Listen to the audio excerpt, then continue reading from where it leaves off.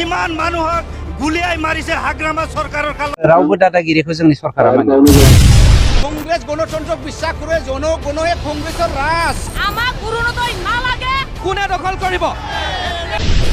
so I don't care it.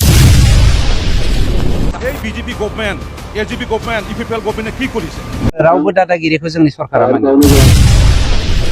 so I don't care it. फरेस्टनि हाखौ बे ओनसोलनि नङा जेरावबो फाननो मोनखाया खिन्थु बे हालामनि हाखौ दासो जोङो प्रसेस खालामगासिनो दङ होनायनि बेनि सिगांनो 2 लाख 2.5 लाख थाखानि फानगासिनो दङ गतिके फाननो हाया बे हाखौ जोङो फरेस्टआ सेनो थांफिनगासिनो दङ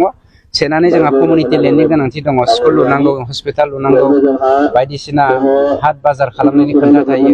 डेभेलप खालामनोबा जोंनो हानि गोनांथि दङ जाय दादागिरि खालामनानै हा फानदों बे हाखौ जोङो सेफिनजोबनो नागिरदों फरेस्ट डिपार्टमेन्टआ बेखौ आं अलरेडि आंनि डिपार्टमेन्टनिफ्राय अर्डार होखानाय जाबाय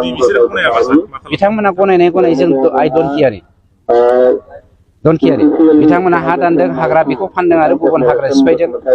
सोरनिबा दादागिरिखौ जों सहायनो हाया आरो रावबो दादागिरिखौ जोंनि सरकारा माने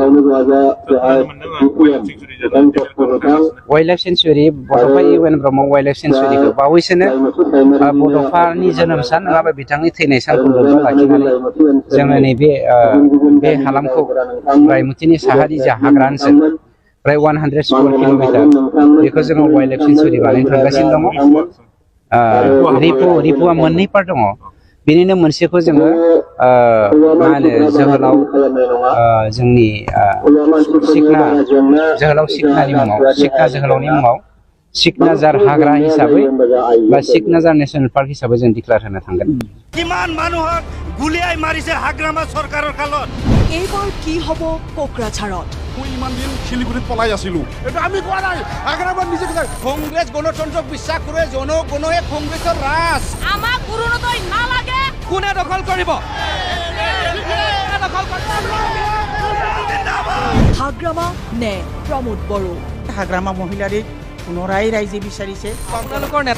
নেতাসকলতো আপোনালোকৰ দলত নাথাকে তো সেই স্যাক্রিফাইস কিয় কৰি আছে এই BJP government AGP government UPPL গভর্নমেন্টে কি কৰিছে কোনে দখল কৰিব বড়োভূমি